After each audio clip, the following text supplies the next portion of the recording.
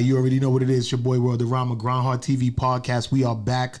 You already know what's today, February 5th, 16th. February 16th. This is actually the anniversary of the day that I met my wife.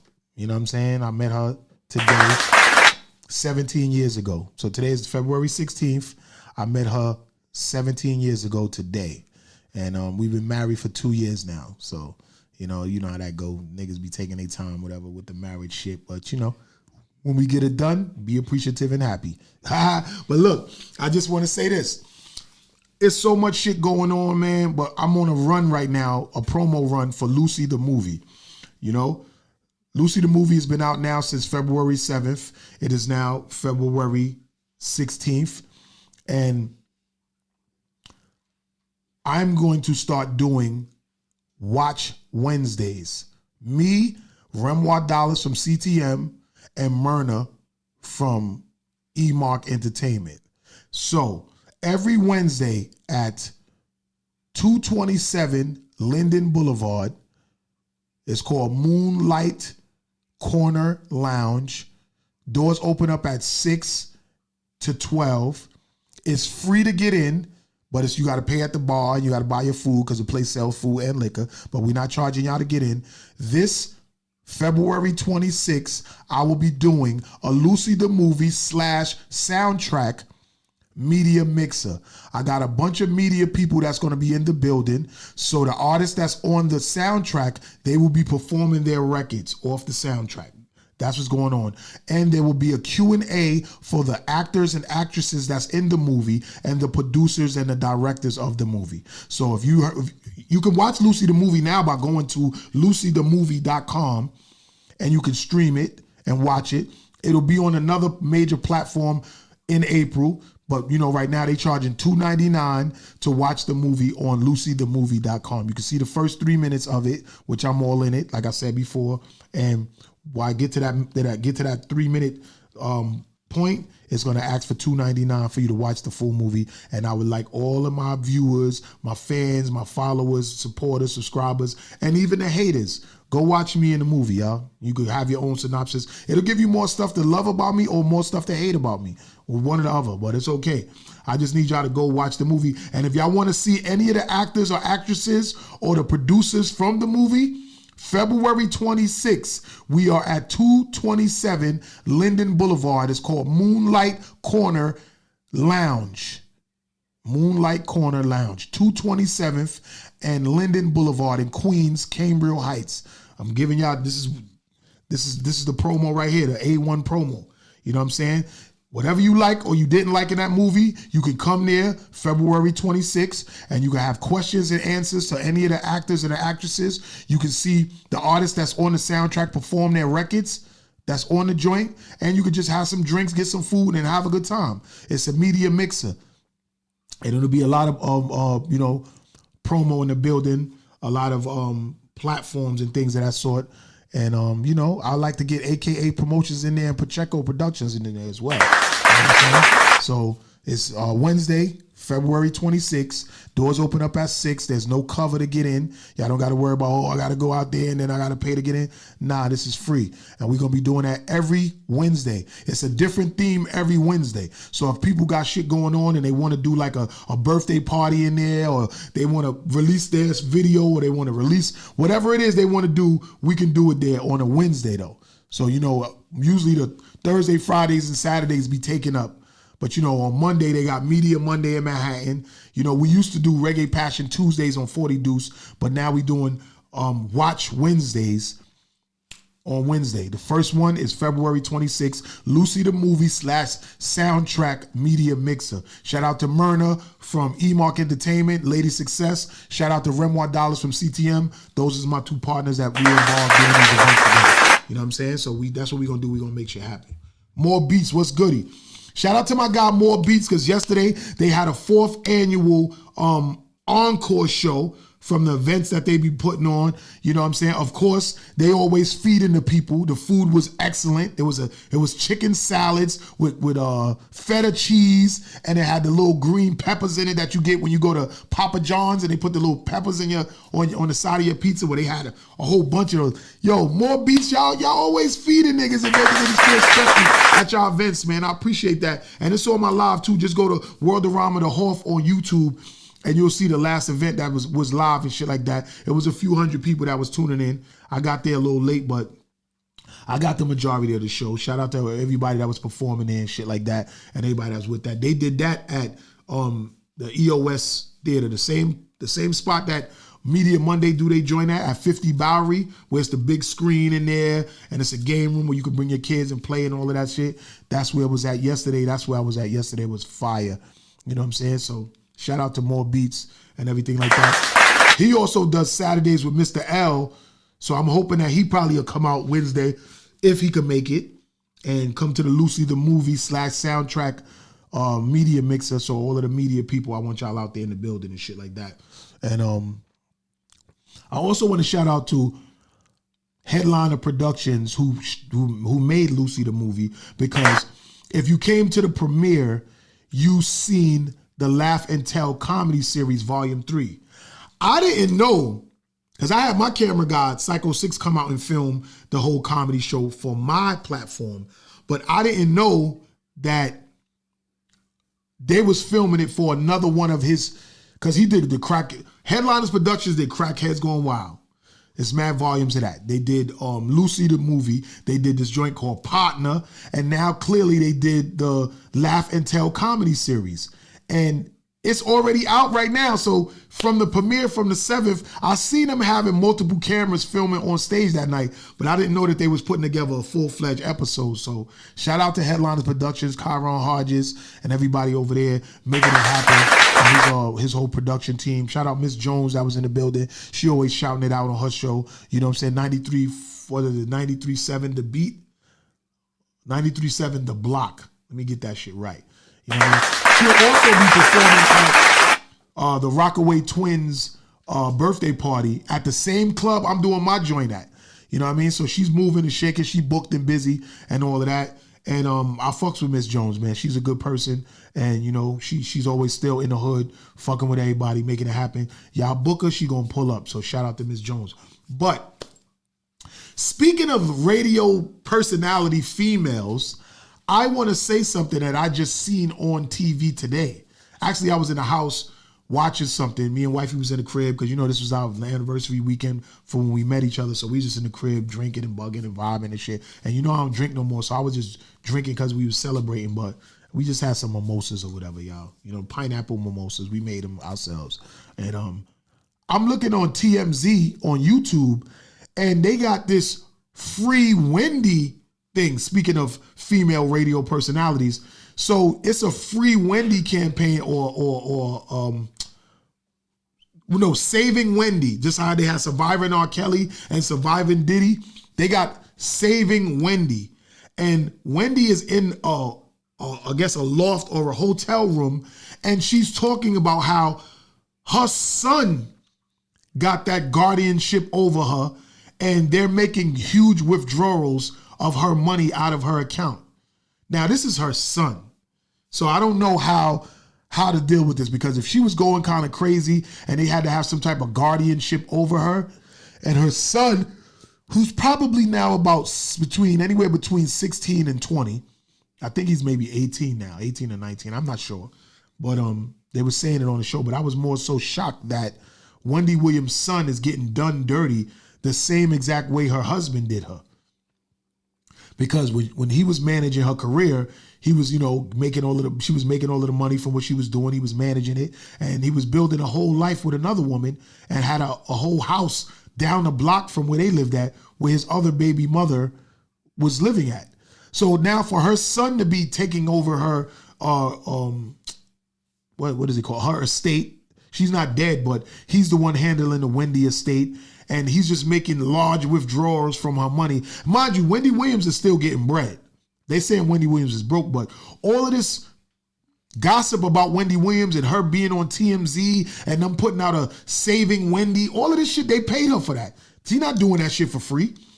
They got to give her a check for doing a show about saving Wendy. TMZ has to give Wendy a check for her to do an interview with them over the phone while they filmed up at the fucking 5th floor window. She actually stood in the 5th floor window and was talking on the phone with them. So while she's talking to TMZ, you could see her saying exactly what she's saying from their cameras up in her window. So she did all of that. They had to be paying her for that. So she's still getting money. And I mean, these interviews be for hundreds of thousands and millions. You heard? So her son having straight access to her account and just making big purchases and shit like that, that's kind of crazy to me. But that's all she had. She only had one son. She only had one son with that guy. You know what I'm saying? And that guy did her dirty, took her money, met the next chick, moved on with her, and built a family with her. And now here it is, her son. I'm not saying her son don't love her, but yeah, he's definitely taking advantage. If you a young teenager and your mom's a semi, like, not all the way there, and she kind of crazy, and you're the one taking care of your mother and handling the estate and having access to her debit cards that handles all her money, and it's millions of dollars in this fucking account, you're going to do whatever the fuck you want to do. Because if that's your parents' money and you're in control of handling their finances, you feel like, yo, it's your money too. That's how I would feel. You know what I'm saying? If I'm taking care of my mom and she don't got it all together. But the problem of it is that she's back to normal. She got all her regular senses, but yet they keeping her confined to this fucking hotel room or wherever this place is at. TMZ said they couldn't even get in the building. That's why they had to film her from the ground up to the 5th floor. So you'll see her talking on the phone in the big window, saying everything that she's saying in the interview, but they had to film her from outside. This is the first time I've seen an interview done from outside in someone's window while they on the phone talking. So he kind of got her locked up like how Britney Spears' dad had her. You know what I'm saying? You know how Britney Spears' dad had her, the guardianship over her, and he had her like locked down in the crib and she couldn't do nothing. This is what Wendy Williams is going through. So that episode or that show, Saving Wendy, is coming up. It's going to be on, I don't know. I think it's going to be on TMZ or something. Just look on your local listings. I ain't got to fucking tell y'all where it's at. It ain't on Grindhard Tv. So I'm just telling y'all about it because this is a podcast and y'all like to hear this gossip and shit. You know what I'm saying? So with that being said, I also want to talk about Diddy. And I know I've been tired of talking about Diddy, and I know this niggas always like to call when I'm live doing shit. You know what I'm saying? But Diddy is now suing NBC. And let me tell y'all why. This is crazy. Diddy is suing NBC because NBC is putting out a documentary about Diddy. But the basis of their documentary is basically saying that he killed Kim Porter. They're going off of the speculations that everybody is talking about online, saying that Diddy actually killed Kim Porter. So Diddy is obviously saying enough is enough. Y'all already trying to, I ain't gonna front, it's so bad for Diddy right now with all of the shit that's going on. It's crazy, man. But he said, I'm tired of this shit and I'm suing. And that he's doing. And he's suing NBC for $100 million. You know what I'm saying? Give me a Grindhard for that. Grindhard? $100 million, yo. That's crazy, right? $100 million. I ain't gonna front. NBC is a billionaire company. For them to give him $100 million, that's nothing. You know what I'm saying? Because it'll take $100 million 10 times to make $1 billion. And they have multiple billions of dollars. So to pay out Diddy $100 million, they should say, all right, Diddy, we'll pay you $100 million for defamation of character, but we're going to make sure we release this episode. That's it. So what will you do then? If they're like, all right, we're going to pay you $100 million, but we releasing this episode. Sign off on it. You're in jail. You're going to need some of that money anyway for your lawyers and shit. You know what I mean? Why not?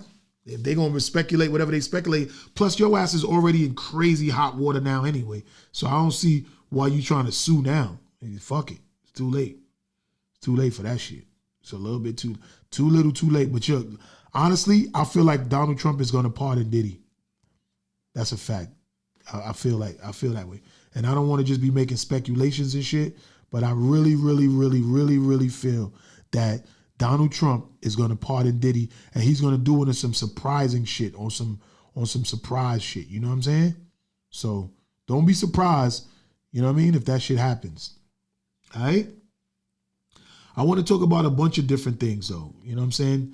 Because somebody was saying this shit online that a lot of black actors and actresses or black music moguls, we're always the ones that are being prosecuted and everything like that when they feel like we're getting a little bit beyond ourselves, or we're not following protocols of what the Illuminati, aka the elite white people in the game, you know what I'm saying?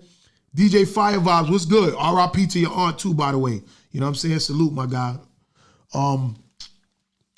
When they say that we're not staying in line, because, you know, during the slavery days, they would keep slaves in line by beating them, whipping them, and raping them in front of their families and all of the slaves, so they could understand that if they would do something out of pocket, that this is what's going to happen to them. You know what I'm saying? And I'm not jacking that. So with that being said, I'm kind of not with the prosecution of all of these black actors and artists. You know what I'm saying?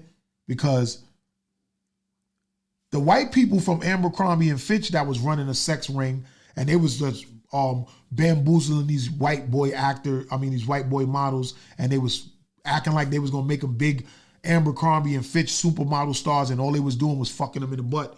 Those guys went down, and they was doing that shit for just as long as Diddy was doing it. But yet, soon as them white guys went into court, they got a bail.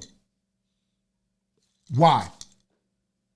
The same as that shit Diddy was doing, these white boys was doing for years, for decades. They were doing the same thing, except they were doing it with all of their models. See, Diddy was doing it with young people, old people, women, men, anyone that wanted to make it in the record business, he was getting them. But this guy was doing it to a lot of young, handsome white models. And how the freak did he get a bail? I don't get it, and I don't understand it. Like, how? How did he get a bail? Like, that doesn't make any sense to me. That's weird as fuck to me that these same white guys, what's goody, my guy? You already know. I don't understand how this dude, Abercrombie and Fitch owner, and he looks like a really weird pedophile guy. He looks like a ghost pedophile. You know what I'm saying? Which is crazy to me. But they go to court and they automatically get a bail. So why Diddy ain't getting a bail? Is it because he's white and Diddy's black? Or is it because the higher ups that really want to tarnish Diddy's legacy are the same higher up elites that want to make sure that Diddy's reign on the top is over? Because I've seen a couple of interviews where Diddy was talking about how he's going to be very militant to help his people. Now, I don't know, that's a double-edged sword, because I don't know how you want to be militant to help your people when you actually was drugging and raping a lot of them too at the same time. Like, I know one thing, that when the girl Cassie submitted the tapes to court to try to go against Diddy, they said that those tapes are actually helping Diddy, because it shows on them tapes that she's actually the aggressor in these tapes. Now, they got other people in these tapes, but they showing that Cassie is actually the ringmaster in these freak-offs.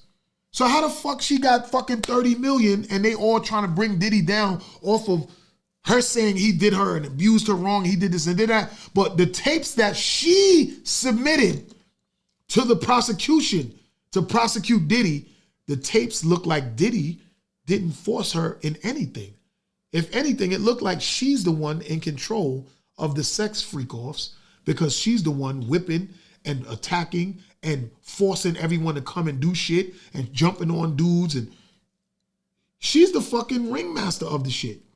So why is Diddy in jail? That's what I don't get. Like, it's supposed to be innocent until proven guilty, right? And I didn't have my biased opinion about shit, because I've been hearing about this man for years. I've been in the game, and I've been hearing about some of the shit he's been doing and some things that goes on at this party. But what I'm saying is this. If you got a man that's been doing this shit for 20-something years and nobody's never said or did anything to legally stop it, even all of these security guards that's now coming out and they trying to talk shit now and say everything that they saw back then, y'all motherfuckers is just as guilty too. I don't give a fuck if y'all was just trying to secure y'all job. If y'all seen Diddy drugging and raping these little girls and y'all niggas was right there and blocking the door so nobody could get in, y'all niggas should be prosecuted too. Not just the other celebrities that was there involved. If y'all was the security that was like egging this shit on and making sure that that shit kept secret, and now y'all are coming out and y'all are getting all of these fucking interviews and all of this clout and making all of this money telling y'all story, and y'all didn't tell before, y'all wasn't the victims before. So y'all wasn't harmed or nothing like that. So you telling me you big ass tough security guard men that's willing to tell now, snitching rats. Now all of a sudden, back then y'all wasn't bad for doing what y'all did. Y'all sat there and watched all these young girls coming in and get fucking drugged and raped. Y'all was there and y'all did nothing. So y'all just as wrong too. You know what I'm saying? But I feel that if Abercrombie and Fitch guy who was raping all of them boy models, he could get bail, Diddy should get bail. That's it. That's just what it is. You can let that clap all the way through. Let that clap play. Let that clap play. Diddy should get bail. Fuck that shit, man. Diddy contributed so much to the fucking hip hop culture and black music, and he's put on a lot of people. Yeah, a lot of niggas' careers was sabotaged, and they went through their little Diddy's curse. But the contributions that Diddy provided to hip hop culture will never go away. No matter how much I try to tarnish Diddy's image, niggas is still gonna be grooving in the fucking club off of boom. What you know about going out, getting with. We got Mace from that. We got Big from that. We got Craig Mack from that. We got Black Rock from that. We got G-Dep from that. We got Faith Evans from that. We got 112 from that.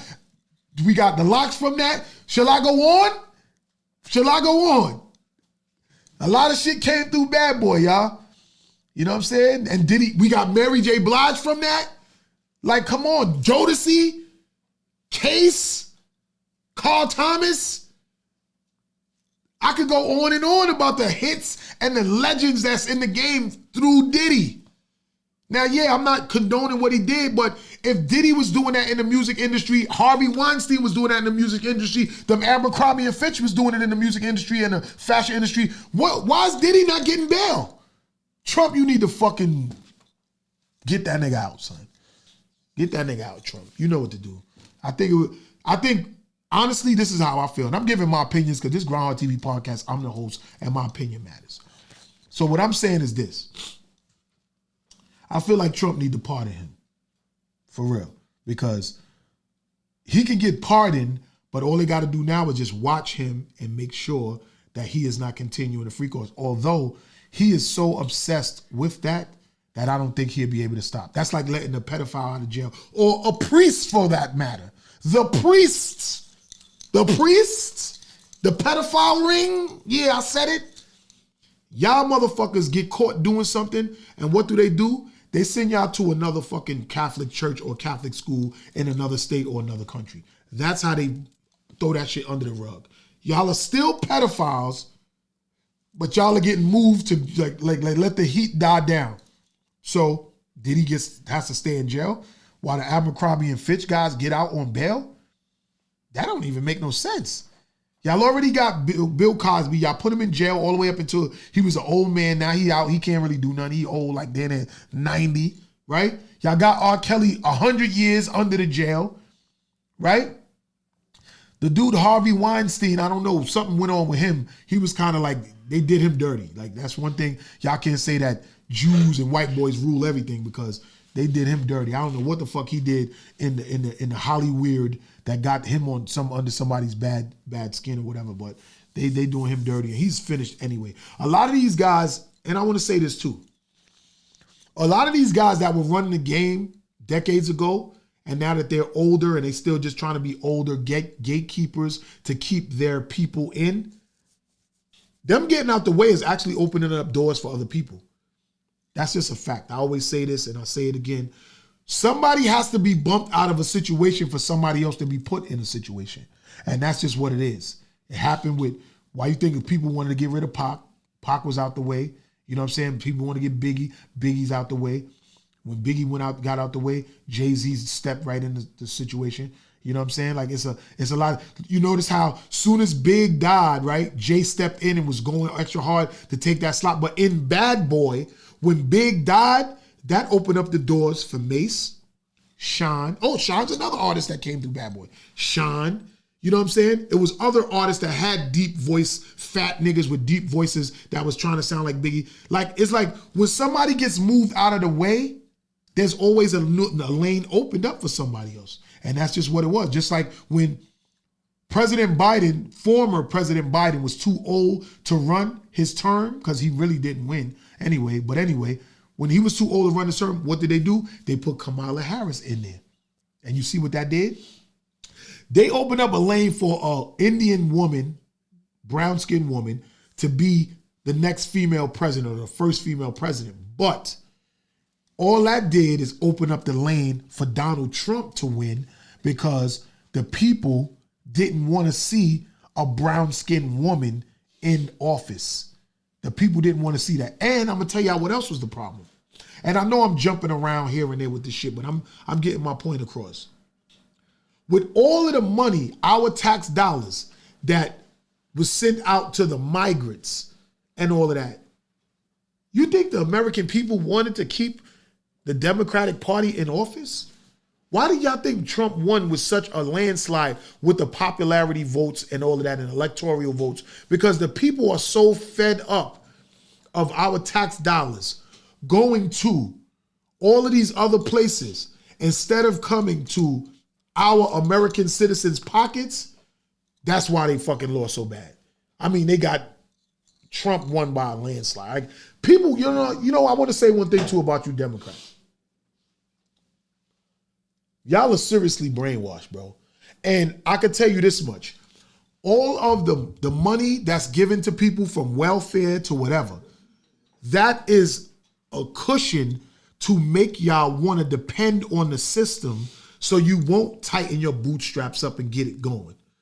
And they made it seem like that it was only black people that were given welfare and food stamps and government assistance and housing assistance. But in all actuality, which is a fact, it was not just black people. It was mainly Latinos, whites, and Chinese people. There's only like 17%. There's 20% of the population in America is black. Less than 20. If I'm not mistaken, a while ago, it was 17%. It's probably a little bit less because now there's so many Latin people in here and, you know what I'm saying, a lot of white people from Europe that they let come in. So it's only anywhere between 17 to 20% population in America of black people. So how could the numbers be so high of black people doing all of this stuff? First of all, we have a large percentage of our people in jail because we know the system throws a lot of our black people in jail because that's where y'all want that free labor from.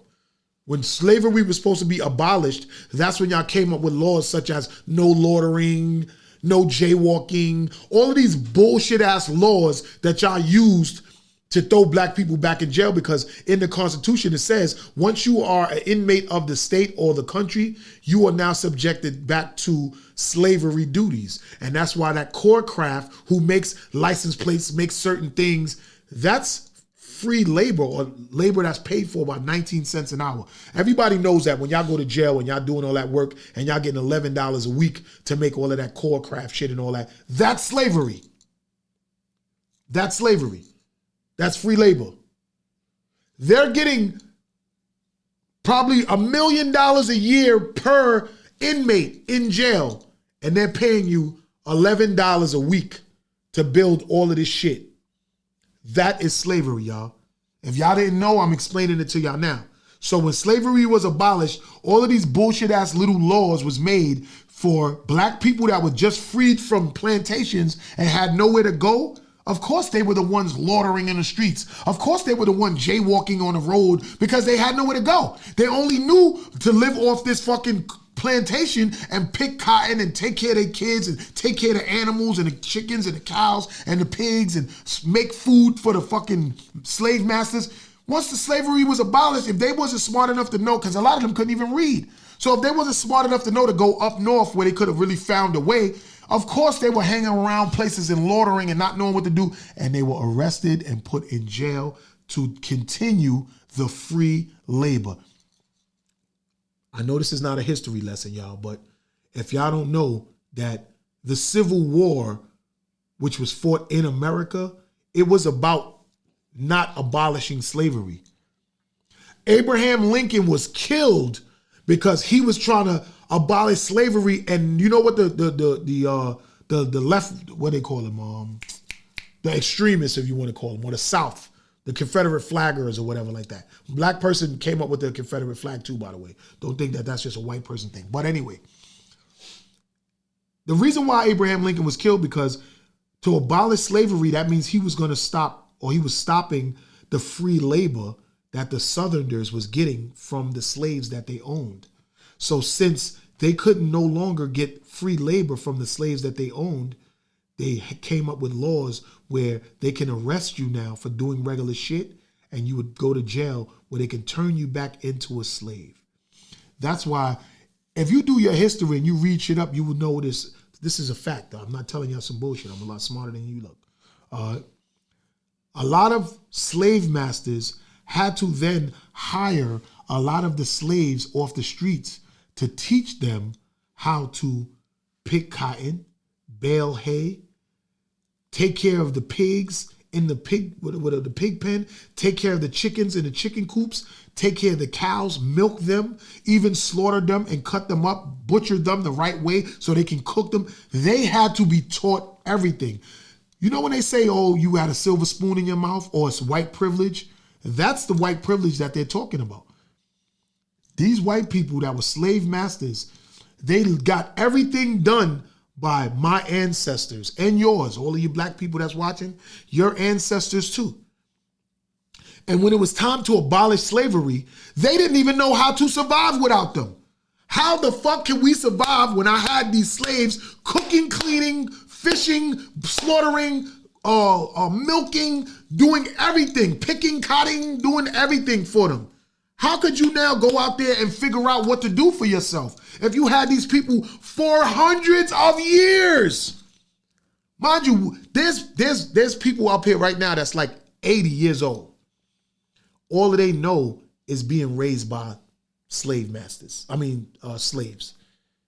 Their family owned slaves, and these young children were raised by slaves. And now that they're grown and slavery is abolished, they have no other choice but to be accepted of black people. Because for one, the black slaves was like your fucking parents. It was even ancient mamas milking some of these white babies and nursing them through life. So that's why it kind of bothers me when I see a lot of, mostly Caribbeans, I noticed. It's a lot of Caribbean people that come to America and y'all wind up raising white people's kids. That kind of bothers me. And I'm going to tell you why. Our ancestors, I know it's a job, right? But our ancestors went through so much being forced to raise Caucasian people's children. Whipped, chained, raped, beat, burned, hung, filmed, pictures being taken while you're burning up. And yet you come here to this country and leave your children back in your country, and now you're raising some white people's kids. That don't sit right with me. Nothing against white people, nothing against gays, nothing against no other nationality. Y'all do what y'all do. I'm not for it. But what I'm saying is, if you're going to leave your black family in your country to come to America for American dream, and you're going to go back to doing slave mentality shit, but then walk around with your nose in the sky like you're better than lazy Americans, I'm not jacking it. I'm not jacking it. And I fucks with all my Caribbeans. Matter of fact, I'm going to be in Trinidad for the carnival in March. Shout out to my guys, but there's a lot of people that I know that'll come to America, and I work with a lot of them. A lot of Guyanese people too. They'll come up here and they'll act like that they're better than Americans because they feel they was brainwashed to believe that Americans are so lazy. We have all these opportunities and we're not utilizing them.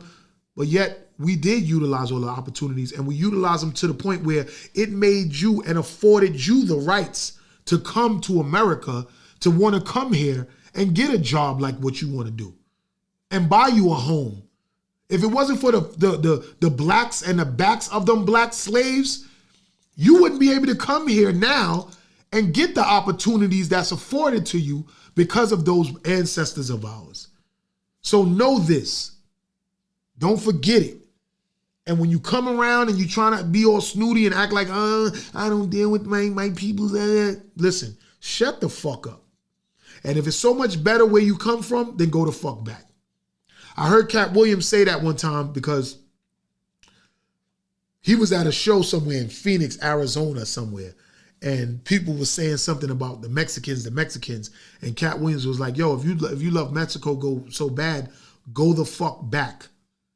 And the whole crowd started going crazy. But then somebody said in the comments that Texas, Phoenix, Arizona, California, all of them states right there on that West Coast, Seattle, Washington, all of that, that was actually all Mexico. And the higher ups in America back then, the president of stuff, they actually started some shit to fight with Mexico so they could then purchase or take that land. So when you think about it, the Mexican people that are being deported back from like the states of Texas and Phoenix and Arizona and all of them states down there in California, and that was actually a part of Mexico. And if y'all think I'm bugging, look, I want to play y'all something and show y'all what the fuck I'm talking about. Look, why is Mexico, is this why Mexico is so upset? You got the volume on? All right, listen. Surprising amount of Americans don't realize that the United States practically stole all of this land from Mexico. So here's that story. In the mid-1800s, the United States was busy expanding its territory westward and started bumping into the recently independent country of Mexico, which at the time wanted a way for their country to become more economically productive. They started renting out huge plots of land to American settlers in this region you might have heard of, called Texas. As Americans settled the land, they brought slaves with them, which were totally illegal in Mexico at the time. As the Mexican government tried to crack down on these settlers for breaking the law, these people responded by fighting a war with the Mexican government, which they won, and then declared themselves as their own independent country, the Republic of Texas. Mexico acknowledged Texas as independent, but the government disputed where the location of this border was. A few years after its independence, Texas was annexed by the United States, which was still looking westward for land to take over. How did the U.S. gain the rest of this land from Mexico? The then President of the United States, James K. Polk, was obsessed with gaining California from Mexico. So, we sent Mexico a $20 million offer to purchase the land, but Mexico declined this offer. In response, the U.S. hatched a pretty shady plan. Polk sent American soldiers into the disputed region in Texas, where they were shot at and captured by the Mexican army. He used this event as a rallying cry for the United States Congress to declare war against Mexico. The United States, being the more powerful of the two, easily won this war. They paid Mexico $15 million, and Mexico reluctantly gave up all of this land to the United States. In a matter of less than 20 years, Mexico lost more than half of its territory to the United States. Surprising amount of Americans don't realize. Did you hear that shit? This President Polk, or whatever the fuck his name was, Pokemon ass motherfucker, he done finagled a way to get. Yo, if I'm looking at the graphic, like Mexico was the whole West Coast. From Texas all the way up, from Phoenix to Nevada to all of that California, all of that was Mexico. It was Mexico. You just heard from the story right now, James K. Polk, he figured out a way to get in it through Texas, because Texas was it too, was Mexico. But they got it, they got some of it, and they offered them $20 million at first, but once they went and infiltrated Texas, then he offered them $15 million, and he wound up getting it. So when you think about it, this country was stolen from the Mexicans. Like, it's weird that they now were migrants into United States, and now they're being deported back to learn that in the 1800s, like 18 something, he was saying 1820s, so in less than 20 years, we didn't acquired all of the land. And when I say we, I mean me, because I'm American too. You know what I'm saying? And black people that were brought here as slaves, we are true Americans because this country was built off of our ancestors' backs. We are true Americans.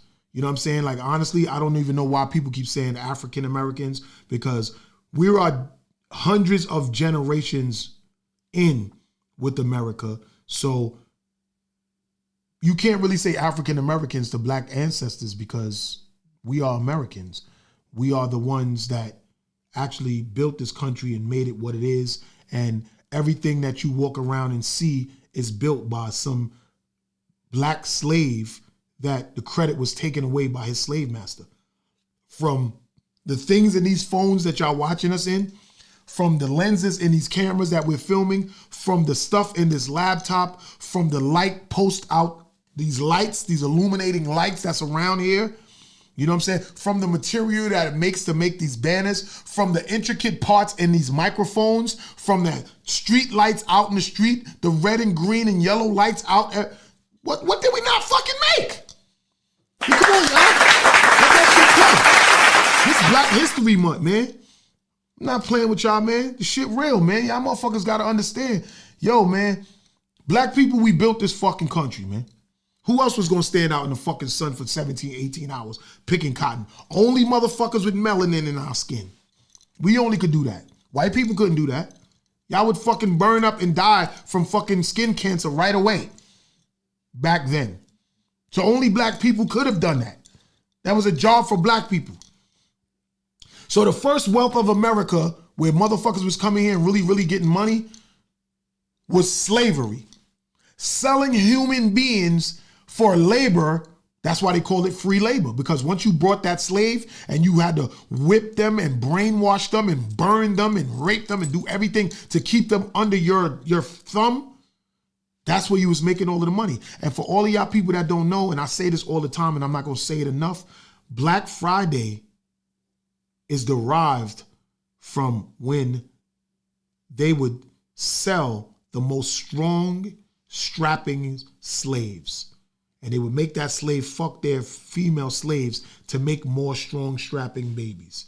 Y'all need to do your homework on this shit. Because a lot of these holidays that y'all celebrating or y'all running out there and spending y'all money for, that the symbolization and the significance behind those holidays or those little small innuendos was so horrible on black people back then.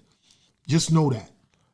Black Friday, the day after the day that y'all celebrate when all of the Indians was killed by the pilgrims that came here, the very next day y'all celebrate Black Friday and y'all go out there and spend all of y'all money keeping the economy going. But that was really symbolized from the day black slaves were sold, the strongest ones. And that's a fact. If y'all ever go to any old folks' homes and y'all see old white ladies there in their 80s and 90s, pick their brains and talk to them. They know a lot of shit, y'all. They know a lot of shit. That's why I always respect the elders, seniors, because they know shit that a lot of people don't know. And a lot of things that we go off of now, it's been so far gone off that we don't even realize how detrimental it is for us to understand the meaning of it. You know what I mean? Like, in another 30 years, a lot of people going to think that Eminem was the first white rapper because he's so good and he was so popular. But he's not. He was not the first white rapper. He's not. It was the Beastie Boys. You know what I'm saying? It was Young Black Teenagers. It was Third Base. It was a couple of other white rappers that were huge before Eminem. But this culture right now is so popcorn that y'all don't go and do your history and learn what it is. So going forward, y'all gonna believe that Eminem was the only white rapper, the first white rapper, when that's absolutely wrong. You know what I'm saying? And we need to, like shows like this, that I'm happy that I'm here, that I can do, and I can talk about this stuff, because going forward, this will be out forever on YouTube or Grindhard TV or wherever like that. And you'll get to understand, because I'm reiterating it to you, and this will spark your brain to say, you know what, let me do some research on this shit and what he's saying, because he could just be talking shit. So do your research on it and understand and learn that a lot of shit that we celebrate and we do is detrimental. Our fucking ancestors will be turning over in their graves from the shit that we be doing out here. You understand? And I'm even guilty of it too. Because like, for instance, these chains and shit like this and all this stuff that we wear, we used to have chains around our necks that dragged us in line to be whipped, beat, and raped, forced to do shit. But now us, mainly black people, we wear jewelry as a symbolization of, look, I'm successful. See, my chains actually have significant value. This is the Grindhard logo, which I love and cherish. And these are my sons, which I love and cherish. So this is why this is in case I didn't know. You know what I'm saying? The rings and the bracelets and all that, that's just extra shit to go with it or whatever, because I like rings and bracelets. Obviously, y'all know this is my wedding band. I'm married. So, yo, this is why I wear it. But you got to know that a lot of these white people that's looking at us, they be like, oh, look at these niggers wearing all these big chains around their neck. I remember when P.D. Bob Pob or whatever the fuck their name is had his fucking great-great-grandfather chained up by the neck doing what we doing, dragging him from a pickup truck and shit like that. You know what I'm saying? So do your research, do your history, and know what the fuck is going on. You know what I mean? This is Black History Month. This is why I'm talking my shit about it. You know what I'm saying? Word, man. We gotta really school these youngins and let people know, yo, do your homework and your research and understand what's really going on here, man. Now I want to get into something else about Black History Month. A lot of the people don't realize or understand that a lot of people that say, oh, I can't mess with my sisters, I can't mess with my sisters because they so either headstrong or they say they don't need a man. This was all a plan. This was all a plan. Don't give up on your sisters, y'all, because they're here for us. They're just brainwashed and felt that they don't need a man because they were given so much stuff that they don't need a man. Once you was given welfare and a place to live, and they was giving you Similac and baby milk and all of that other shit, it made you feel like you didn't need a man. That's why back in the days, they used to tell you, we'll give you a project apartment and some welfare. You just can't have a man living with you. And that right there then sparked women to feel like, you know what, I don't need a man. I can raise it by myself. Or I was raised without my pop, so I can do it as well. That was all a plan to break up the black family. You don't hear Chinese people, you don't hear white people, you don't hear Indian people talking about, I don't need a man. I don't no man. That's bullshit. It's only black people that's saying they don't need men because it was planned that way. And I have proof. I'm gonna roll the tape. Raise your hand if you're married. None of you are married. Raise your hand if you would like to be married to your baby's father. One.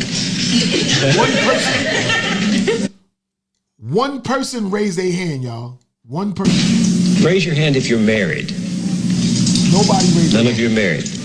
Raise your hand if you would like to be married to your baby's father. One.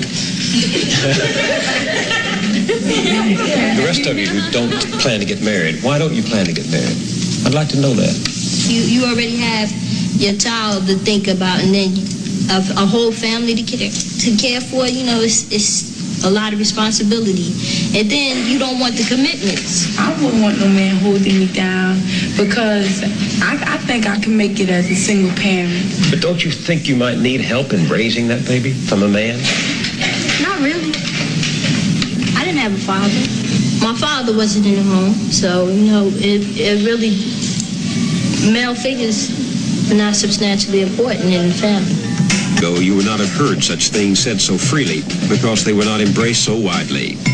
The strong family was still the backbone of Black America, and 3 out of 4 children had both parents at home. That is true no longer.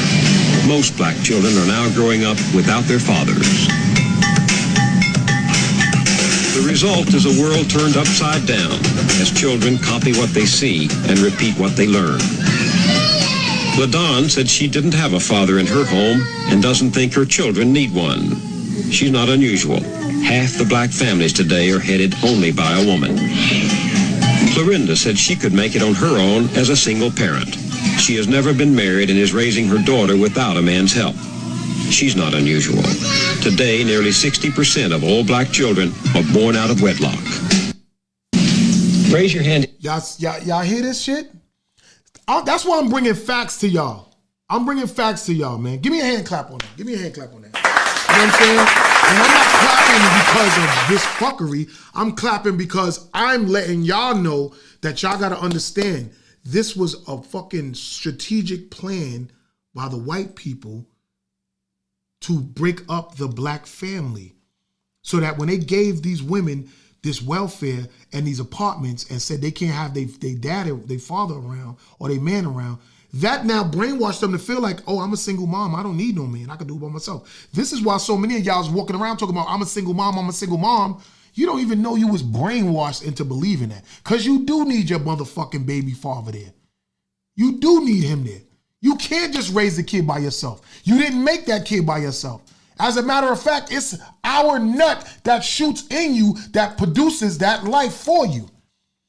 This is why women take the man's last name when she marries him. This is why the children gets the father's last name. For that specific reason. Those are our kids that we put in you and we raise them together. We're going 50-50 on a baby. You have the egg that I fertilize. It incubates in you and you come out and we raise it together. But it was such a brainwashed tactic that worked so well to make women feel like they don't need a man in a house. And y'all all still running around now to this day saying it. This sound video that I just played y'all clearly shows y'all that it was planned. And this shit was from 1986. So when they started doing little documentaries and shit on it back in the days, you could hear from how the women were sounding, they were already brainwashed. So they were doing this shit from the 60s.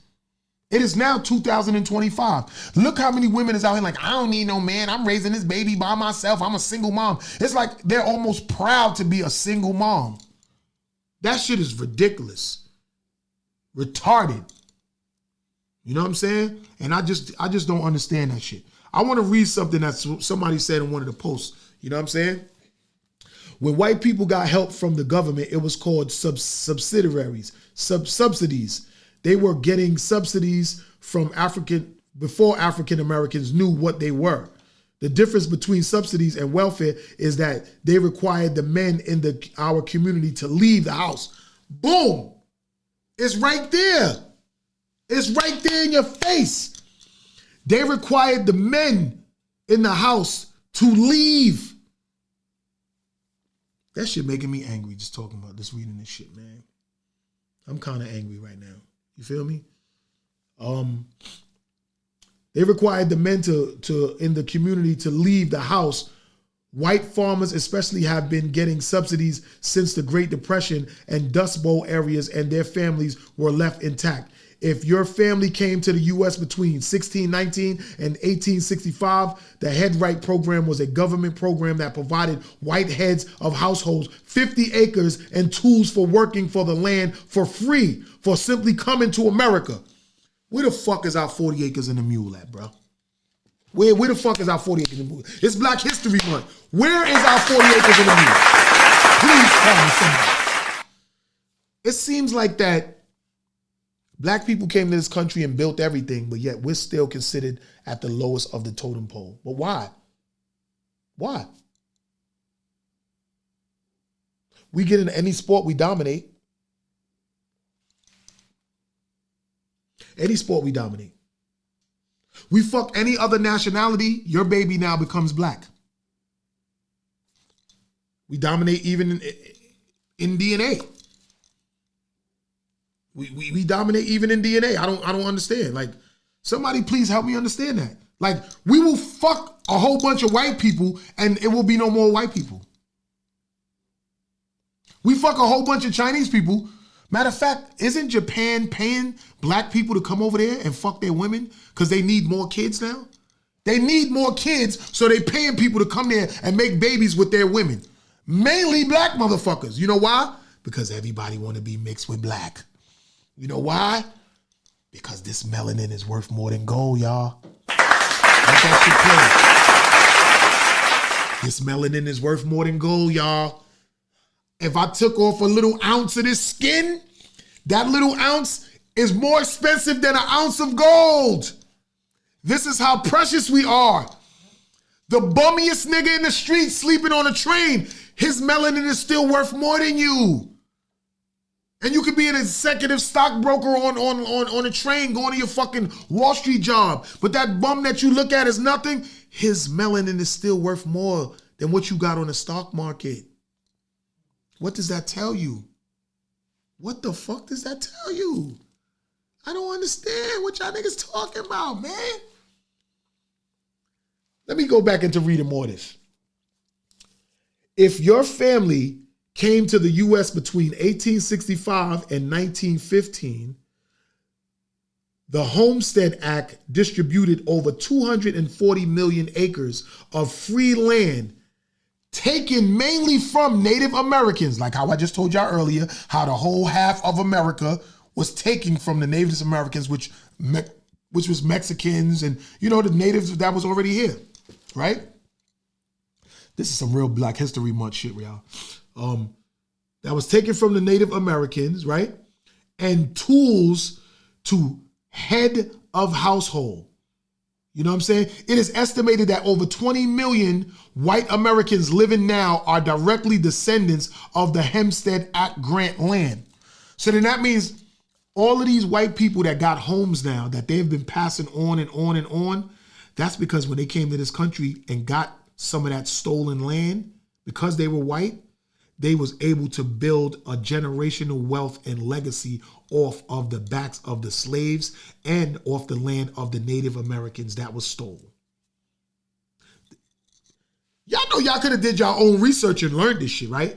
But I'm glad y'all could come to motherfucking high school Grindhard TV podcast and I could teach y'all some shit. Grindhard? Exactly. You know what I'm saying? Like, look. If your family lived in the United States between 1930 and 1960, the government provided FHA loans, and y'all know about that, FHA loans, VA home program grants to white middle-class Americans by encouraging banks to lend them money and by backing the housing loans with the full faith and capital of the U.S. government. While providing FHA loans for white Americans, the federal government denied Black Americans access and participated in predatory housing programs that put Black middle-class people in further debt.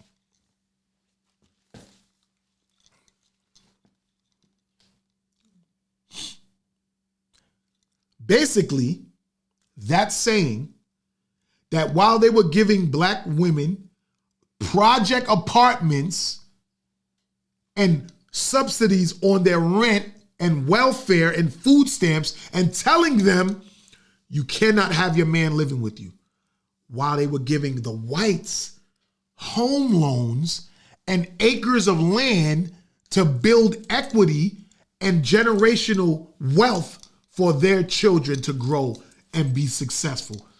So they were always 10 steps ahead of the slaves when the slavery was abolished. These are all facts. This is Black History Month. And I feel like all of these podcasters and all of these tastemakers and all of these people that are doing things, y'all really need to let people know and understand this. I know everybody want to just talk about Diddy and talk about the Super Bowl and all of that. We're going to get to the Super Bowl thing with Kendrick Lamar in a second. But we need to really stress the fact that we have to put out there, because I see a lot of y'all podcasts, y'all views and y'all subscriptions is up so crazy, but y'all need to have some educational shit to let people know and give these young people an insight to know that, yo, you are powerful. You are powerful. You are powerful kings and queens. And since the beginning of the inception of this country being built by the backs of our ancestors, we were always bamboozled out of shit. Just like from Black Wall Street, Tulsa, Oklahoma, and all of these other fucking lakes that's in America that were really Black towns that were flourishing, and they were drowned out because the white people were so jealous that Black people could make it without them. That they wasn't getting free labor from us anymore. That they were having whole cities with banks, schools, restaurants, post offices and everything, making money, wealth. The white government was so fucking mad that they dropped bombs on these towns and burnt them and flooded them. So I think I need my people to understand this and understand this, right? I'm not telling you can't have allies from different nationalities and shit like that, but you see how the Jewish people segregate themselves and they have their own little neighborhoods? Like, because when I drive through Brooklyn, you go through Williamsburg, and a couple of blocks up from Williamsburg is Bed-Stuy. Like right from where Williamsburg is at, Marcy Projects, where Jay-Z bigs up so crazy and all these Marcy niggas. But it's all a Jewish community right next to Marcy Projects. And yo, this neighborhood that's over there, directly across the street, the buildings that they build and the homes that they have are so luxurious. But yet, right across the street, they have welfare projects that mainly black people are filled up. So while directly across the street, all of the real estate and all of the nice buildings with the balconies and everything like that is nothing but Jewish people, but directly across the street in the projects, it's nothing but black people and Latin people. Does that not tell you something? Meaning that if you're white, you're right. The banks are going to give you loans for you to go out and purchase these homes and then build on them, while they're going to deny black people and give you a project apartment and give you a little bit of assistance and tell you don't have your man there. But since women lately has been so brainwashed within the last couple of decades that they don't even have to tell them that no more. Chicks be like, I ain't standing for nothing. If you ain't doing right by me or you ain't doing what I want you to do, you can get the fuck out. There's no more women submitting to their men anymore. Because I remember back in the days, even from my grandmother and grandfather days, my grandfather had a girlfriend. He did, like a lot of men with Rolling Stones. That's where that song came from. Papa was a Rolling Stone. Boo, boo, boo, boo. Wherever he laid his hat was his home. And when he died, you know what I'm saying? I'll be on my singing shit a little bit. But real talk, y'all. Women forgave their men back then. Women stayed. They didn't just say, fuck that, I ain't dealing with this, I'm leaving. They stuck around. And a lot of our aunts and uncles were raised in a house. You notice how back in the days, women was having 10 and 15 kids. There wasn't no, you just have one kid. Like, for instance, my dude Blue Diaz, he's Spanish or whatever, but he's up in age. He don't have no children. I'm like, bro, what are you waiting for? The whole purpose of life is to enjoy life and prosper. I don't know why dudes don't have kids. Like me, I don't feel like I have enough. Honestly, I know it's just a little harder to raise kids now because inflation is up and everything is a little bit more expensive, but I just don't understand how someone could go through life and not make a baby. It is such a wonderful joy to see a little offspring of yourself. You created a life. Two people came together and made a life. And that keeps your name and your legacy going. I totally understand what Nick Cannon is doing. You know, Nick Cannon just insured his balls for $10 million. Did y'all know that? Give me a hand clap for that. This nigga Nick Cannon just insured his ball sack for $10 million. That's a fact. Should I need to look that up and play it? I don't need to. Y'all gonna look it up on your own. Nick Cannon insured his balls for $10 million. So if something was to happen to his balls, he gets $10 million. Nick Cannon has mad baby mothers all over the place. Now, me, personally, I feel that Nick Cannon was doing that because when he becomes an old man, because he's going to be rich still, he's already rich now. When he becomes an old man, because he has a kidney problem, and what better way for you to have as many kidneys as you need at your expense is to have mad kids. So if you got 10 or 15 kids and all of them got 2 kidneys, you gonna live forever, nigga. You know what I'm saying? Like, you can't live forever, but he can actually get a kidney from any one of them little motherfuckers because he made them. They are half 50% like him that they are from these women. So I think Nick Cannon is a smart motherfucker. To have so many kids, to keep his legacy going, he's already rich and he's going to continue with his wealth. And when he dies, obviously something happens to his balls. So that means they're going to pay out $10 million on his balls because he has valuable balls. That is one of the smartest things in the fucking world. You know what I'm saying? Y'all got to pay attention to shit, man. They always say monkey see, monkey do, and follow the leader, and everybody this, and you can lead a horse to water, make him drink. But when people are doing astronomically witty things like that, you got to think about it. I'm going to put y'all up on something else. A lot of people, smart people, they put out life insurance policies on their babies while they're still in the womb. So if your lady is pregnant, you can put out a life insurance policy on that baby. As long as you got a name, you put a life insurance policy on that baby. So if, God forbid, if anything happens, tragedy happens during the birth or miscarriage happens, you will collect on that baby that's still in the belly.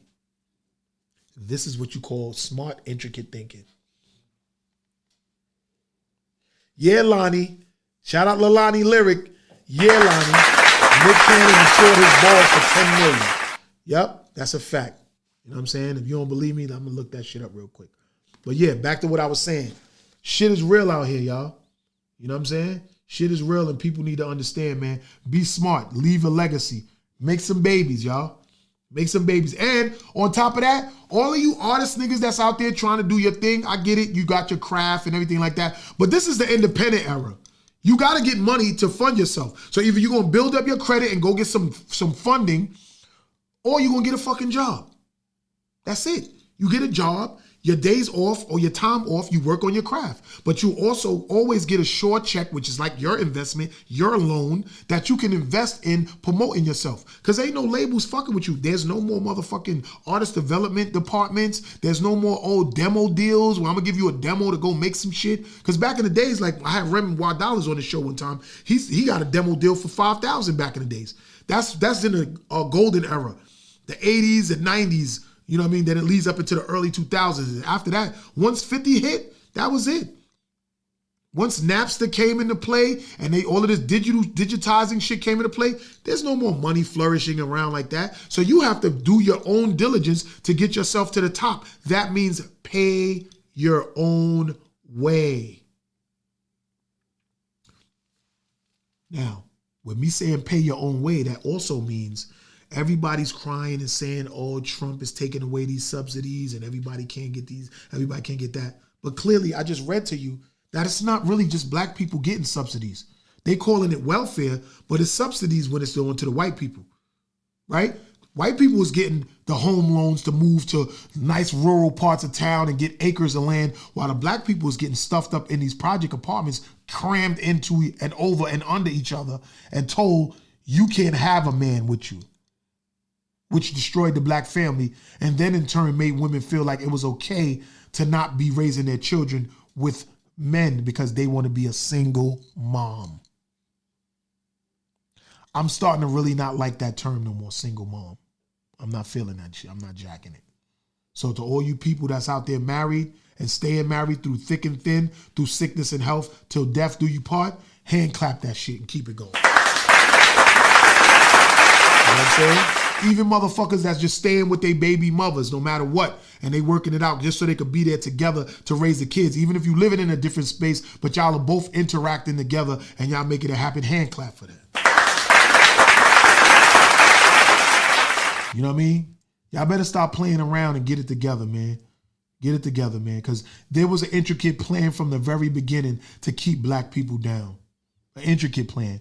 And you know what bothers me so much about this shit is that we are the strongest people out here. And yeah, I said it, we are. We are the strongest people in the planet or on the planet. And that's why so many other different nationalities want to kill us off. They want to start with Africa. They want to treat us beneath them in America. But yet other countries like China and Japan and Australia and all that, they understand and know the value of having black people around and interacting with black people. You know how many people out here, women that are from white women, Chinese women, Indian women, they know the value of having children with a black man. And white men all know, some of them know the value of having a privilege of having a child with a black woman. They do. Look at Serena Williams' rich ass baby daddy or her husband. That motherfucker, he rich as fuck. He ain't black, but he surely got a baby with Serena Williams. Look at Kim Kardashian and all of the Kardashian girls. They're one of the biggest families out there. They're not black, but all of their men are black and their babies are black. And look, the only white man that the mother was messing with, he's a girl now. Kylie Jenner, or whatever his name is, Jenner or whatever. He was an Olympic white man, and the mother of the Kardashians, she went and had babies with him. Which now that daughter of them, she's a billionaire for her makeup line, but yet her father's a fucking tranny now. Huh? But yet all of the daughters after him have children by black men. So this is Black History Month, and I'm here to tell you, be black and proud. Be black and fucking proud. We are very important to the economy. We are very important to the existence of a lot of things on this planet. And we are very important to the fucking government. Because all of this bamboozling shit that they're doing, they feel like they're winning from the fuckery that they did. We still on top. All we have to do as a people is come together. And I'm not too mad at the whole segregating thing. Because it seems to me like a lot of other different nationalities feel that if they keep their wealth within their people and their community, that they're going to be fine. So why is it that in all black neighborhoods, all of the store owners are not black? Somebody tell me. Lazarus, what's good? All of the stores in my community, I live in Far Rockaway, right? And it's a mixture. But none of the stores are owned by black people. Not the corner bodegas, not the little electronic stores. It is an African man that owns one. It is an African man that owns one of the stores. You know what I'm saying? He's been there for a while. Shout out to him. But the Domino's, the Family Dollar, the Chinese food restaurants, the beauty supply stores. Black people don't own none of it. They work in there, but they don't own it. They got a Dominican restaurant out there, though. The Dominicans is definitely running that. I be in there eating their fucking food all the time. Whenever they cook the bacalao, I'm in there eating it. As long as it ain't too salty, it tastes delicious. But if there's a Dominican store in there, Dominicans is running it. So why beauty supply stores that are mainly based on making money off of black people's beauty supplies, why black people ain't owning it? I get it, the Chinese food restaurants, yeah, the Chinese is supposed to be running it. They're Chinese, but they're all in the black community. They're all in the black community, getting our money. You can't possibly look down on us if we're putting your children through college. Because black people, we eat Chinese food. We eat all different kind of food. What? Shrimp fried rice, chicken wings, pork fried rice, and egg roll, shrimp roll. Like, come on. We know what time it is. Egg foo young, right? Rib tips, chicken wings cut up, fried hard, cut up. That's all Chinese people getting the money off of us. And they don't even eat this shit. They don't even eat this shit. They in there eating octopuses and greens and kale, all this other shit. Stir-fried vegetables and everything like that. But they're serving us all of the poison, and we're giving them all our money. They're putting their kids through school and paying their bills, but yet they have the audacity to look at us like we're beneath them. I think all of you other nationalities that's watching this show, white, Chinese, Indian, black, Greek, whatever, y'all need to look at yourselves in the mirror and understand the shit that I'm saying. Black people rule this shit. We're just not ruling it. You feel me? Let me say that again. Black people rule this shit. We're just not ruling it. Think about that shit. Think about that shit. Because if you notice, if every time the election comes around and they try to throw some shit in a monkey wrench with the black community or the black vote or putting some black women in there or something, doing something like that, obviously it's very important for us. It's very important for us to be a part of these elections. So I feel that going back to Diddy, the reason why they're going to keep Diddy in jail because he's so powerful. And they don't want him to be able to be out to go against the grain. Because once they feel like you going against the grain and what they have in store for what their agenda is, then they're gonna assassinate your character. They're either gonna kill you or they're gonna kill your character. And that's basically what it is. You know what I'm saying? And it's sorry to say, but that's a fact. So people gotta pay attention. You know what I'm saying? Next week I'm gonna have New Jack Mac on the show. You know what I mean? Shout out to Lazarus for Top Dawn, with Top Dawn Empire. He does a lot of promotions and marketing and stuff like that. So one of the artists that he's working with is New Jack Mac, and he'll be on the show next week on the 23rd of February. And exactly 3 days after that, I will be doing the grand opening of Watch Wednesdays at 227 Linden Boulevard in Queens. It's called Moonlight Corner Lounge. And it'll be, the first one will be Lucy the Movie / Soundtrack Media Mixer. And Watch Mondays is the theme of, is the brand of the Wednesdays, but the theme will be different every Wednesday. So that Wednesday, the 26th, will be Lucy the Movie Media Mixer. Then it'll be the next one will be probably another movie premiere. Then the next one will be like, I also got something planned in April to do a Real Raw Radio Cypher live. So shout out to my homegirl Jay from Real Raw Radio. She's done the Cypher, and the Cypher's doing very well on YouTube. She's done like maybe it's like at over 11,000 views. Shout out to me, I'm on that shit. Shout out to Lazarus. Shout out to Prezi. Shout out to a bunch of, shout out to BMC Smooth from Staten Island. He sets it off. It's DJ 100. They was on the show before. It was a couple of people that was on here, but that Cypher is on fire. And a lot of people try to like redo a Cypher to try to create that momentum that Cypher did. So what I want to do is I want to keep the momentum of that Cypher going. So I'm going to do that Cypher show live in April for Jay's birthday, because she put the Cypher together, and that's going to be on one of the Wednesdays that we're going to do. That's coming up. Shout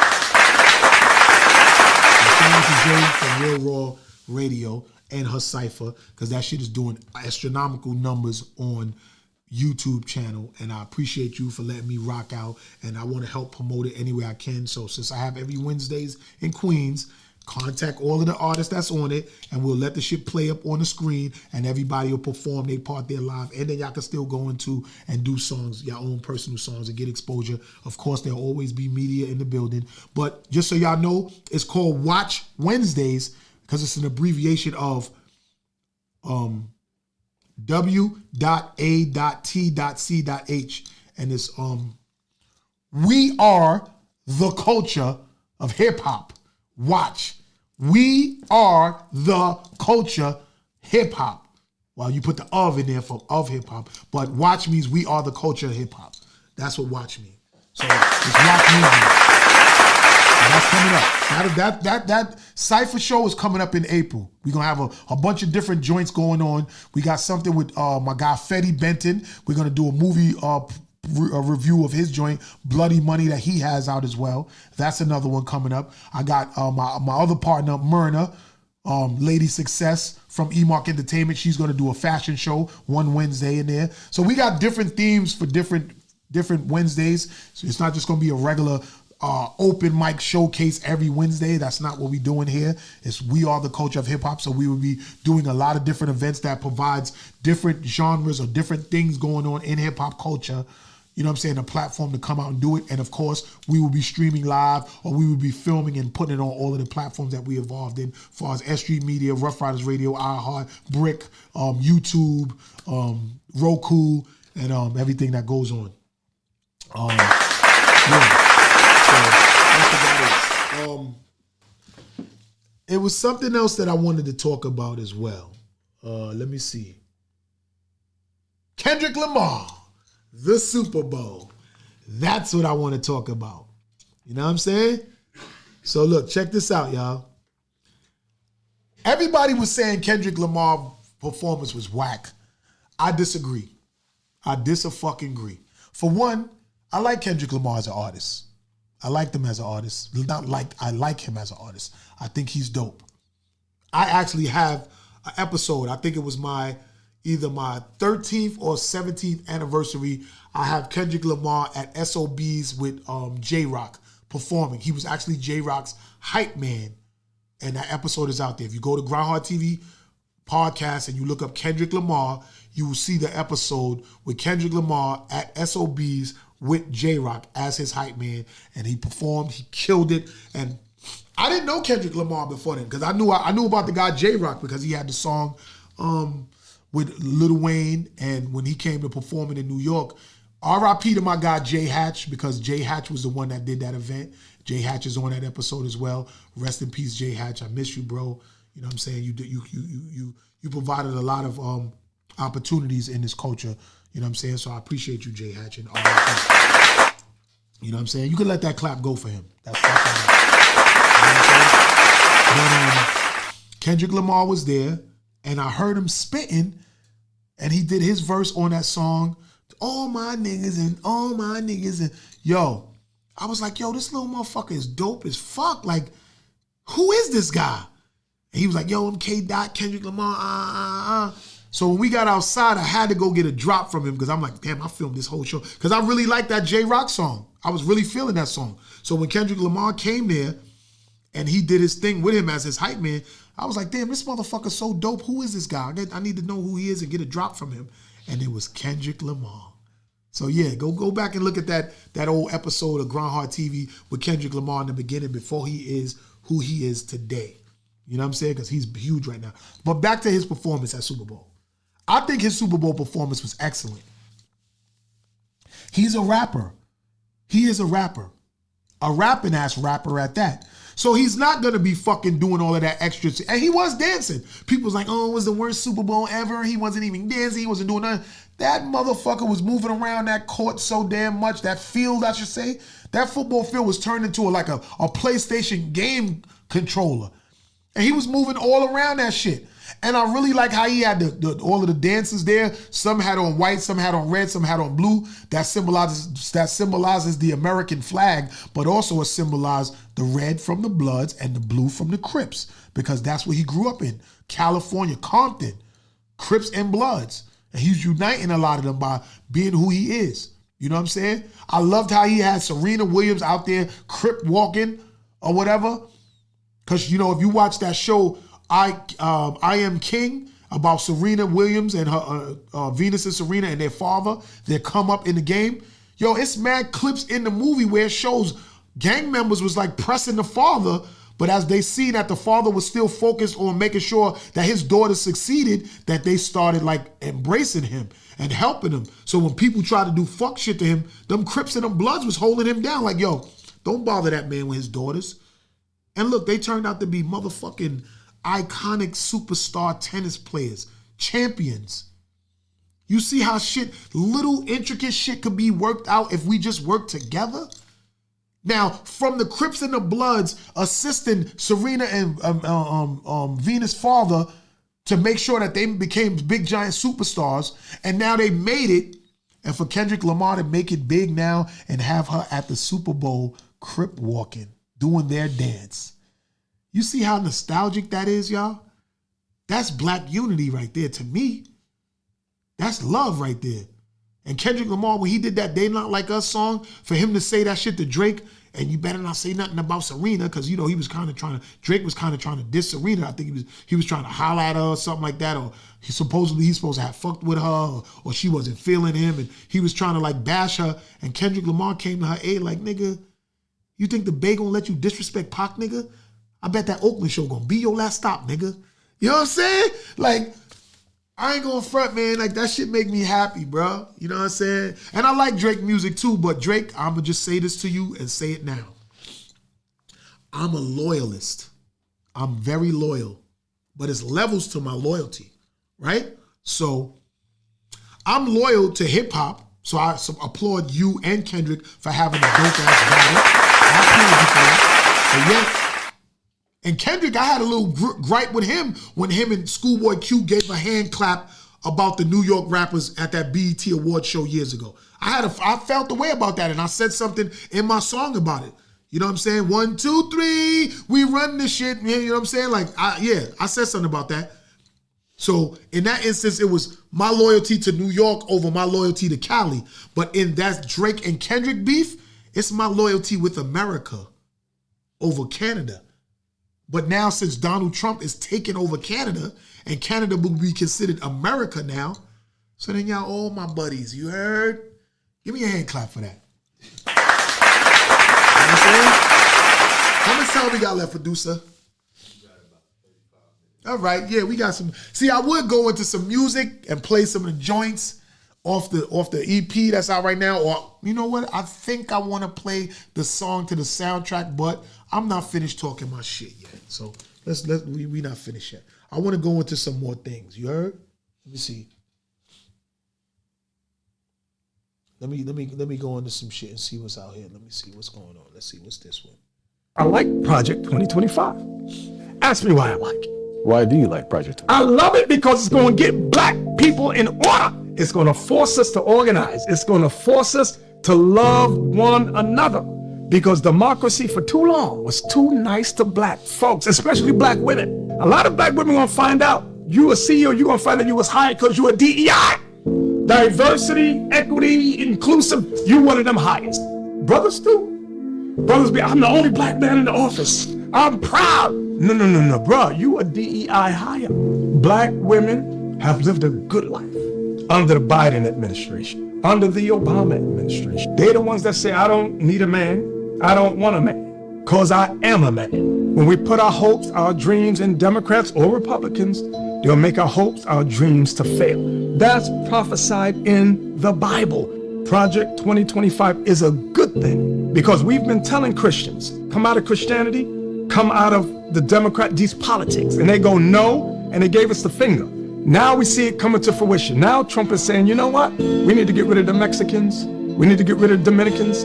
He said, in fact, we need to question Native American Indians. But what the liberals did, they used the 14th Amendment to bring in Chinese, Japanese, East Indians. They used that to say, oh, if you're born here, but Trump brought it out. He said it was never for them. It was only for the children of the slaves. So now he's also discussing housing. He said, we're putting all this money into free housing, into welfare and all this. We need to start thinking about pulling that back. Bravo. Black people, you're going to learn today. Y'all heard that? Did y'all hear that? Now, it was, clap to that. It was a plan to separate the black family by giving the black people the subsidies that they were giving the whites, but they were just giving the whites more subsidies, and they were giving the whites loans for homes instead of just project apartments and welfare and food stamps and saying you can't have your man around. The government was telling the loan agents at the banks, do not give home loans to blacks, only to whites. We're giving them project apartments and welfare.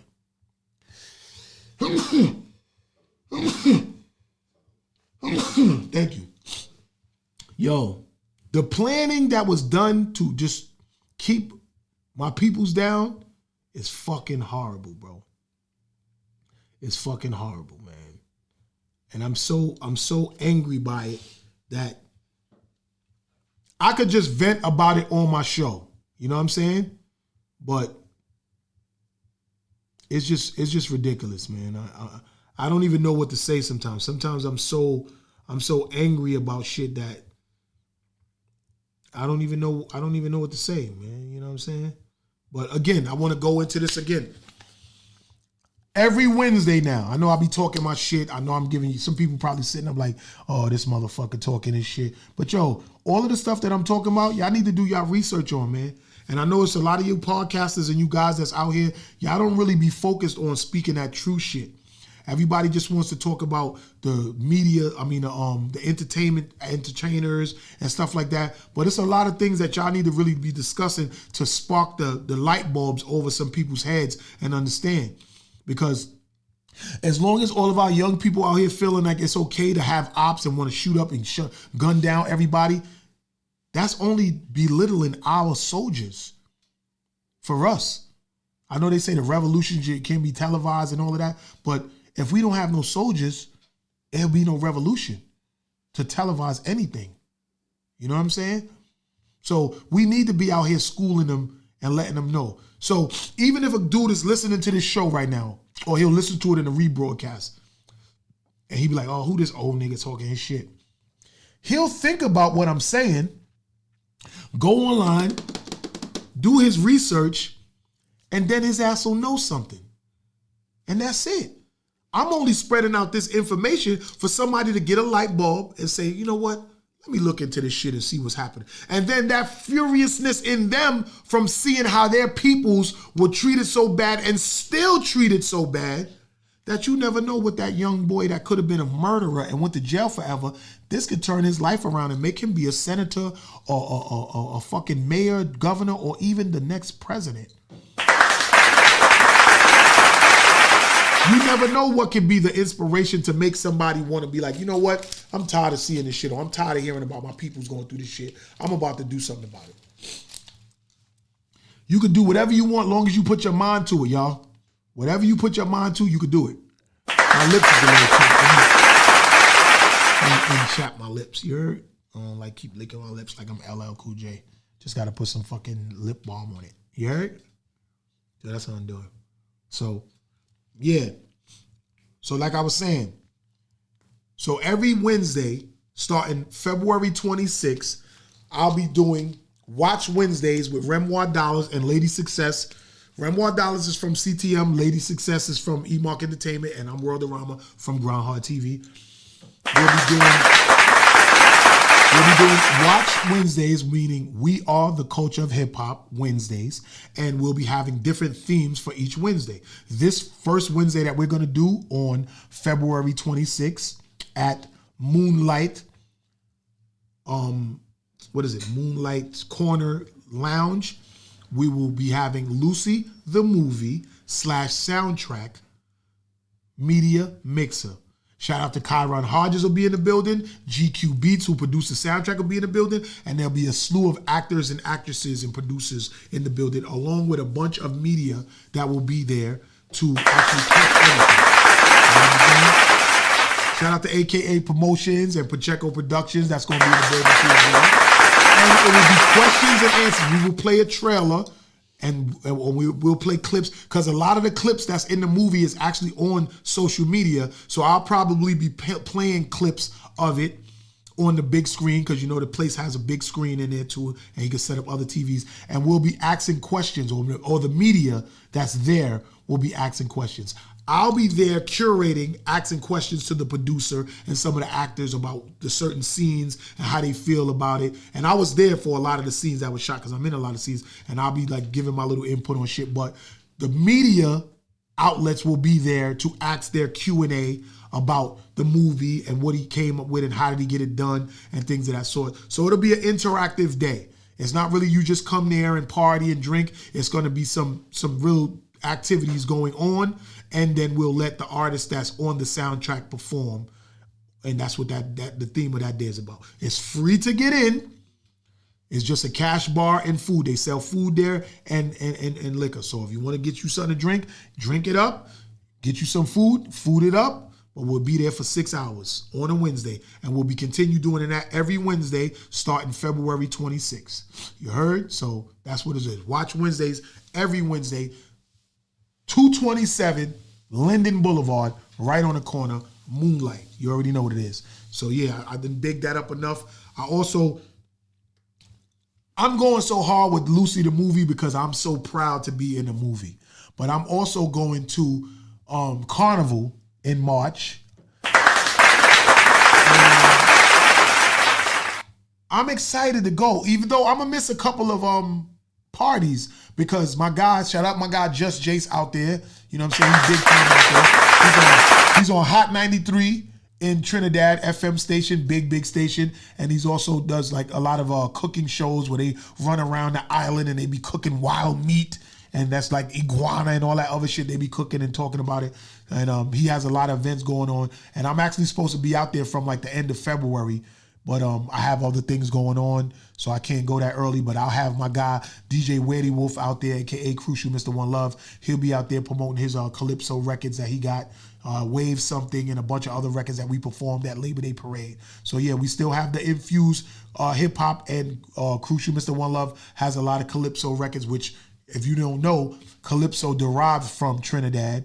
You know what I'm saying? So it's going to be a big look out there. So when I touch down, they'll already have partied like 10 times, and then we'll get ready to go into the carnival. But I'll be out there also doing like little premieres and little viewings of Lucy the Movie, because the movie is out right now on lucythemovie.com, and I need everybody from all over the world to watch it. Movies are a worldwide thing. It's not just a regional thing. We don't just want everybody in New York to watch it. We want everybody to watch it all over the world. Shout out to my guy, Canaan Lion from Kazakhstan. Do y'all know where Kazakhstan is at? It's somewhere over there in like the Middle East, somewhere between Russia and Istanbul and all that, if I'm not mistaken. But my guy, Canaan Lion from Kazakhstan, he came to New York while we was shooting the movie, and shout out Tuesday, she told me, yo, we need a couple of more extras to come. So I invited a few people to come to get in the movie, and some people didn't take it serious and they didn't pull up. But when Crucial Mr. One Love came and Canaan Lion came, they wound up getting in this movie. So I want to say that if I invite you to something and I got some shit going on and I tell you to pull up, it's really official and you really gonna be in shit. So shout out to my guy, Canaan Lion from Kazakhstan. Look up Kazakhstan. He's in the movie. He actually plays the role of a guy. He comes in, he don't have no talking scenes, but he comes in from in the court, and they're charging him with selling heroin and all of that stuff. And then he, you know what I'm saying, he walks out when the judge didn't give him bail. So yeah, he's in the movie. And when I go to the carnival in Trinidad, I'm good. Wherever we go, to any bar or wherever, I'm gonna go and make sure that I finagle that movie getting played. I'm gonna have that establishment pay that $2.99 and play it for the people in there, because yes, I'm in the movie and I'm on the soundtrack, so this is a promo run for me. Aside from me and Crucial doing the promo run for They Love World Project, I'm also in this movie, Lucy the Movie, and I'm on the soundtrack. So all of that is fair game for me. I'm promoting everywhere I go. I'm also gonna be in London this year too with my guy, DJ Navera, you know what I'm saying, from IMB Productions. He's the guy that produced the song My Flowers. If y'all know Give Me My Flowers While I'm Still Here, Not While I'm Dead, that's the song that made everybody start talking about giving people their flowers. This guy produced that record for me and Leash. He's from London. He has a show called on Supreme FM. I forgot exactly when it comes on, but it's on Supreme FM. And his show is on, I think it's called Intervero. I forgot his name, but he's DJ Navera from IMB Productions. So I'm affiliated with a lot of people around the world, and that's what I want to do. I want to travel the world and promote everything that I got going on, and also get some content of what's going on in these other countries and bring it back to my platforms in America. You know what I'm saying? Because that's the shit that I want to do. You feel me? Shout out to the Rockaway Twins. Their birthday coming up and shit like that. They doing something at the same club on Saturday. You know, I was supposed to be booked for that to go and film, but I guess some of their partners didn't like, I guess, how Grindhard filmed their last parties, or they felt like they didn't get their footage, whatever. I don't know. But every time I film something, I post it and I put it up. But it is what it is. I'm not going to argue with anybody that feels like they're a disgruntled person, whatever my service is. But I really don't usually get stuff like that. But anytime I'm at somebody's event and you see me with my phone going live, 9 times out of 10, there's anywhere between 300 and 10,000 people that's going to tune in. You know what I'm saying? Shout out to, I think it's FYP Fashion Joint, the dude named Prey. When I went to his fashion show in Harlem, and I filmed his fashion show, it was about 3 hours. It's on Worldorama the Hof. We had 9,700 viewers for his fashion show. You can go down the line of all of the episodes. There's thousands of people tuning in. And this is usually tuning in the day of. While I'm walking around filming my shit on my live on YouTube, it's that many people tuned in. And I appreciate everybody around the world that watches what I do, because I'm giving y'all the in-depth insight of what's going on with me out here in New York City. A girl said to me yesterday when I was at the Saturdays with Mr. L event, she said, every time I see you, you're always live. You're always going live. You know, just last year, I really wasn't going live at all because I didn't like the live. I wasn't on the live shit. You know what I'm saying? But I realized that a lot of people want to tune in right away and see what the fuck is going on with you. And since I'm at all of these events and all of these dope hip hop events, everybody all over the world want to see what's going on in hip hop in New York City. New York, we're the fucking most popular country, the most popular city in the world, not just in the United States, in the world. When people think about New York, they think about New York twice. New York, nigga. That's what it is. We got the song out there too right now. New York, we love New York.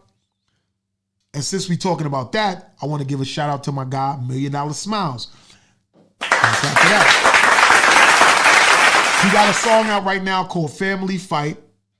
You know what I'm saying? It was some hoops we had to jump through to get the session from D.A.J. Johnson because he didn't want to give us the session, but I wound up still getting it. Shout out to Lou Jimenez, who's the engineer, and he plays the guitar on the joint.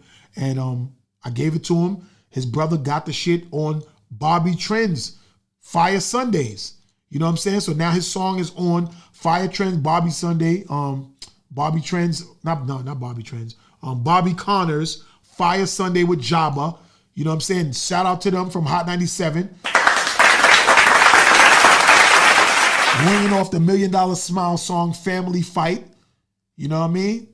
Check it out if y'all want. Y'all can look it up, Family Fight, or look up the Bobby Trends. I keep saying Bobby Trends. The Bobby Connors and Jabba show, Fire Sunday show. That shit ringing off on there and shit like that. You know what I mean? So we making shit happen. You heard? That's about it. Again, y'all know February 26th. Make sure y'all pull up to the grand opening of, you know what I'm saying, Watch Wednesdays. We got it. The Lucy, the movie soundtrack premiere. I said 26. I said 26 the whole show, right? 26, y'all. You know what I'm saying? Don't forget, we're doing that every Wednesday. You know what I'm saying? Shout out to my business partners involved in that. Lady Success from E-Mark Entertainment, Renoir Dollars from CTM, and I'm your boy Worldorama from Grindhard TV. Again, Lucy the movie out. Go check that out. Go look at the mic drops from They Love World Project. Remy CTM has 10 for 10. We re-releasing that too under Grindhard, and he has the Collabo Kings coming out and all that. You know what I'm saying? We got a lot of shit going on. Me and Blue Diaz, Worldorama's Vision, that shit coming out soon too. And y'all gonna see a video for Everything Burns, which is my song off of Lucy the movie soundtrack. So it's gonna be crazy, you know what I'm saying? Shout out to my producers of the show today, AKA Promotions and Pacheco Productions. They're the ones producing the show today. Y'all doing an excellent job. Hand clap for yourselves. Now I'm about to head to an event. I forgot the name. What's the name of it? Well, it's a Sony release party. It's a Sony release party for a bunch of artists. E-Mark Entertainment is involved with Sony Records and a bunch of people. I got my man Renoir Dollars. We about to go meet up with our business partner, Lady Success. Self in the building. DJ Self is in the building. Yeah. Lazarus the Top Don is about to meet up with us. We got a lot of shit going on, but I'm leaving here now, and then I'm going to head out to Manhattan to that. I'm parking outside of Brooklyn, or in Brooklyn, and we're going to jump on the train. You won't be getting me for that congestion pricing, $9 or $12. Y'all won't be getting me. Y'all won't be raping my Easy Pass, you rapers. You fucking Easy Pass rapers. But I just want to say, remember, February 26th, you know what I'm saying, 227 Linden Boulevard, Moonlight Corner Lounge, 6 p.m. to 12, free entry, cash bar and food. Lucy the movie soundtrack and Lucy the movie and soundtrack media mixer. Shout out to my guy Kyron Hodges, Tristan. Shout out to GQ Beats and all of the actors and actresses involved. Shout out Shay from Show Up Films. You know what I mean? She did her thing, and all of the editors and everybody that's involved with that shit. I can't stress it enough. Just Jace, salute to you. I can't wait to get out to Trinidad for Carnival and vibe out with y'all and do what we do like we do it for TV. You can't say short films without shouting out Bella with the shots. Shout out Bella with the shots too. You know, she doing her thing. Happy belated birthday to you. You know what I'm saying? Sorry I missed that party, but it was crazy out there. I couldn't make it. But it's your boy Walderrama, man. Grindhard TV. We at S.STREET Media Studios every Sunday, 5:30. Well, 4:30 to 6:30. Sometimes 5 to 7. We do what we want. Every Thursday from 10 to midnight. Rough Riders Radio, iHeart. And now we'll be on Brick Arts, Spectrum, Verizon. We all over the place with it. We're unstoppable. It's your boy Walderrama. Grindhard TV out. Grindhard.